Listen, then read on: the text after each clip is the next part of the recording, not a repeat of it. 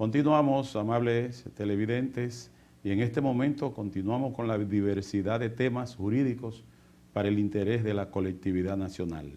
Doctor Cerda, con relación a las disposiciones contenidas en el artículo 815, visualizándonos en el matrimonio y también en la unión de hecho o relación de concubinato o relaciones consensuales, como le llaman otros, en relación a los bienes que están sujetos a un plazo de 2 años, ¿qué nos tiene usted que decir, máxime, con relación a una nueva sentencia de la primera sala civil que varió el criterio? ¿Qué nos dice usted?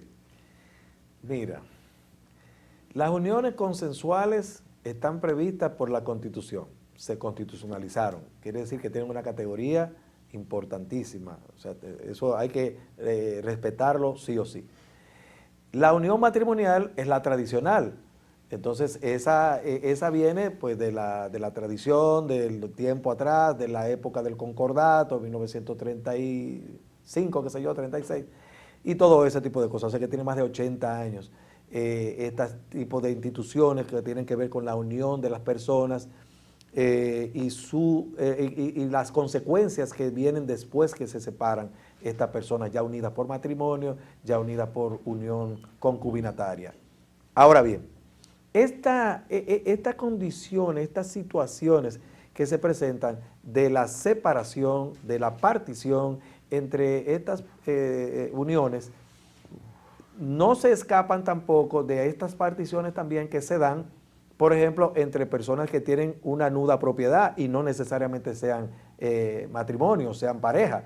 Entonces el 815, que esa es la pregunta que me está haciendo, tiene que ver con las uniones de personas relacionadas por vínculos maritales, pero también por personas que están unidas por vínculos contractuales. Cuando te tengo que responder la pregunta del 815, se refiere en particular y cuando te refieres a eso, te refieres a ese párrafo de esa ley que se refiere a la unión matrimonial. Pero quise hacer la aclaración de que se refiere a todo tipo de unión de nuda propiedad. Estas uniones, como dije, consensuales, concubinatarias, tienen categoría constitucional. Y la Constitución está por encima de la decisión que tenga incluso el mismo Tribunal Constitucional. La Constitución es la Constitución, es la norma máxima y está por encima de cualquier decisión. Ahora bien, esta forma que dice la ley que después de 2 años, si no ha habido una partición, una definición entre tú y yo que estuvimos casados o unidos, que yo me quedo con lo que tenía y que tú te quedas con lo que tenía, y luego las variaciones que ha habido en la jurisprudencia, a mí me parece, esa es la opinión que tengo, que lo que está buscando es el equilibrio, estas decisiones, porque definitivamente casi siempre, en la mayoría, en términos prácticos, de quien se queda con la mayoría de los bienes, la mayoría de la propiedad, la mayoría de la riqueza, es el hombre. Y la mujer, por lo general, se queda con los hijos y la obligación de su manutención, del sostenimiento del hogar. El hombre, por lo general, busca otra pareja. Y lo que se está buscando es el equilibrio, porque estos hijos se quedan, por lo general, con la parte más pequeña de una riqueza hecha entre dos. Porque se dice que el trabajo doméstico tiene un gran valor para que ese hombre pueda desarrollarse en los negocios o donde sea, debe de tener un apoyo en la casa que le dé esa estabilidad, esa tranquilidad que le permita realizar esos negocios con éxito. Entonces, por esa razón se busca el equilibrio. ¿Y qué tiene usted que decir? Porque si en la jurisprudencia existe recientemente una decisión que estableció un cambio de criterio con relación a que en materia de derechos registrados no existía prescriptibilidad, cuando el principio cuarto de la ley 108 que usted conoce dice que los derechos en materia registrados son imprescriptibles y la Constitución nos revela el principio de utilidad.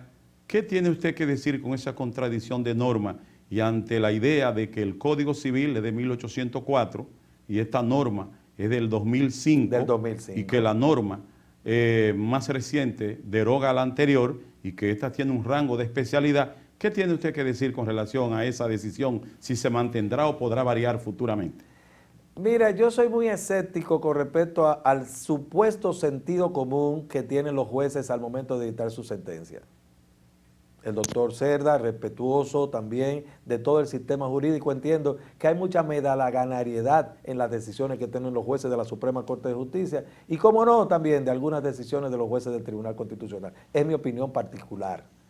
Y me parece que buscando una cosa, buscando el equilibrio, buscando el respeto de los derechos fundamentales, muchas veces abusan, muchas veces rompen con un esquema que está establecido, porque en el 1804, cuando se promulga el Código Civil en Francia, que luego entonces viene en el 1822 con la dominación haitiana, y luego nos quedamos con él en el 1844, cuando se declara la independencia de la República Dominicana, eso era y es todavía el conjunto donde se recibían todas estas tradiciones de Francia y de los países de la familia romano-germánica, donde fueron muchísimos años, cientos de años, donde los jueces allá ponderaban las situaciones que se podían dar y cuando llegaban a una decisión, eso quedaba en las pandectas. Entonces, son decisiones de jueces que funcionaron en Europa. Nosotros las venimos y las heredamos. Cuando se dan aquí en el 1804 en Francia y en el 1822 en la República Dominicana, traen toda esa tradición. Eso no es al azar. Cuando se aplica alguno de estos principios que están en el Código Civil, a mi entender, son principios muy bien ponderados, son principios muy bien razonados. Ahora bien, una ley como la 108-05, que es del 2005, recoge estas tradiciones y también lo moderno. Entonces, en ese sentido, yo considero que se estaría buscando la igualdad, se estaría buscando la composición, se estaría buscando lo que había quedado torcido, tratarlo de enderezar, y no necesariamente cuando llegan a los jueces de la Suprema Corte o del Tribunal Constitucional, dependiendo de los litigantes que vayan, estos jueces ponderan con rectitud y con sanidad. Es mi criterio personal. ¿Qué nos dice usted con relación desde otro punto de vista, a lo que le llaman la prueba tasada del 1341, combinada con algunas decisiones inclusive del Tribunal Constitucional con relación al valor probatorio de las fotocopiadoras, de las fotocopias? De las fotocopias. El principio que tiene que ver con la legalidad de la prueba, unido a lo que tiene que ver con la libertad probatoria, haciendo uso del 1315 combinado con el 1341, y si valen o no las fotocopias, tomando en cuenta la sentencia de la Suprema Corte de Justicia del 2014 y la 060 del 2017, que varía. ¿Qué tiene usted que decir? Mira, como te señalaba de lo que pasa con la ley 108-05 del 2005 frente al Código Civil, que es del 1822, por lo menos para la República Dominicana. Estas normativas vienen a buscar insertar las decisiones que tomen los jueces a estos tiempos modernos, donde definitivamente en el 1822 no había fotocopiadora. Entonces, la reproducción de un documento que puede servir de prueba o de un acto de procedimiento, con un acto de alguacil, un proceso verbal de embargo, proceso verbal de venta, lo que fuere, que se presenta en un tribunal en forma de copia fotostática, eso es algo que se escapaba de la realidad que pudiera ver el Código Civil. Entonces, las limitaciones que hace el artículo 1341, la que se hace en el artículo 1315, la que se hace en el artículo 1317 sobre actos auténticos, no pueden, ese es mi criterio personal, conllevar, arrastrar a un juez a que se tenga que circunscribir a un acto auténtico, a un acto original, cuando realmente con este documento sacado, reproducido en un aparato de tecnología moderna, se pueden ver las convenciones realizadas por las partes, las diligencias realizadas por los alguaciles o los notarios que se pudieran hacer, que pudieran intervenir en el surgimiento de una situación litigiosa. Entonces, ya esa aplicación de las copias fotostáticas era necesario y me parece que tienen la misma validez, claro está, discutibles, porque lo que dice ahí, si alguna parte lo contradice y tiene elementos o ya bien originales u otras fotocopias que lo puedan contradecir, pues se pueden también anular. Pero de que definitivamente deben ser admitidas y deben ser admisibles como elementos de prueba, no hay duda con eso. ¿Usted considera que deben ser admitidas, no obstante alguna objeción de alguna contraparte que diga que no, sobre la certeza que pueda señalar algún documento en fotocopia? Es que hay un principio fundamental del proceso, que es el principio de contradicción. Yo puedo presentar mis documentos en fotocopia, pero si otra persona tiene fotocopias también que revierten la validez que puedan tener esa documentación, la mía no valen.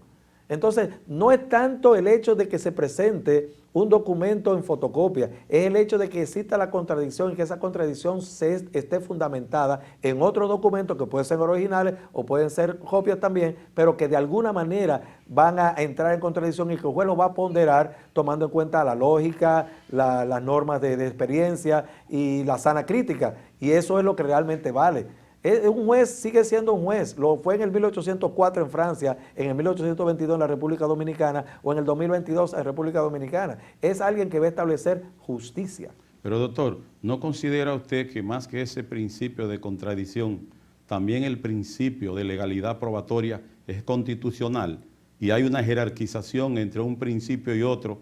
¿No considera usted que se debe ponderar? Explíquenos. Ese es mi criterio personal. Yo no creo que ningún derecho fundamental, como en este caso el debido proceso, la legalidad probatoria, esté por encima del derecho de contradicción. No me parece. Son derechos fundamentales todos y el derecho a la vida no está por encima del derecho al tránsito, no está por encima del derecho del orden público. Son todos derechos fundamentales y no me parece que haya superioridad, supremacía de uno sobre el otro. Y en ese sentido, pues respeto la opinión, podrá alguien entender lo contrario, pero a mí me parece que todos los derechos fundamentales, que no es limitativa la enunciación de la Constitución del artículo 37 al 68, no es limitativa. Y que, bueno, pues, amables televidentes, nos quedamos con el deseo. En la noche de hoy nos quedamos con el deseo y prometemos, Dios mediante, para un próximo encuentro, llevarles las informaciones que nos faltaron en el día de hoy. Pasen buenas noches. Y hasta aquí, Realidad en Contexto, con el licenciado Julio Pérez Peña.